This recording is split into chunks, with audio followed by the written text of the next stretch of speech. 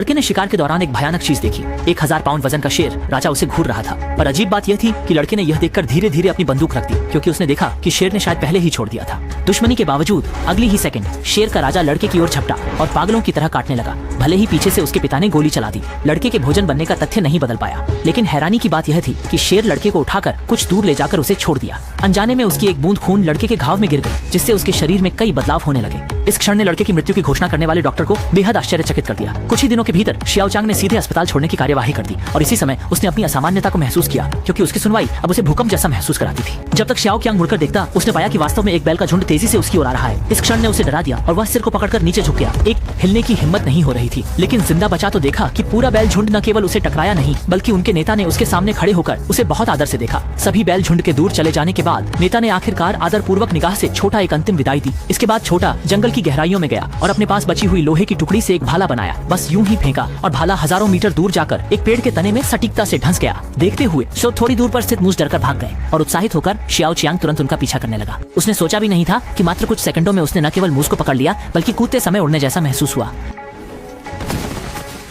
हाँ, हालांकि छोटू नहीं किसी हिरन का पीछा कर रहा था, लेकिन तभी थोड़ी दूरी पर अचानक अजीब आवाज उठने लगी। इसलिए वह तुरंत बंदर की तरह ऊंचे पेड़ पर चढ़कर स्थिति का निरीक्षण करने चला गया, केवल यह पता लगाने के लिए कि थोड़ा दूर शिकारियों का एक समूह जंगली भैंसों को मार रहा है। स्थिति को गंभीर पाकर छोटू तुरंत वहां जांचने के लिए दौड़ा, लेकिन वहां केवल भैंसों के शव बाकी थे। गुस्से में भरे छोटे कियांग ने तुरंत जमीन से छोटी चाकू उठाई, लेकिन पीछे से शिकारी ने बंदूक निकालकर उसे चाकू नीचे रखने को कहा। अगली ही क्षण छोटे कियांग के अंदर का पशुत्व जाग उठा। वह शिकारियों पर टूट पड़ा और तब तक हमला किया जब तक उनका दम नहीं टूट गया। साथ ही छोटे कियांग ने मरे हुए जंगली बैल को देखकर मन ही मन फैसला किया कि वह न केवल जंगल की अच्छी तरह से रक्षा करेगा, बल्कि सभी बुरे लोगों को भी खत्म करेगा।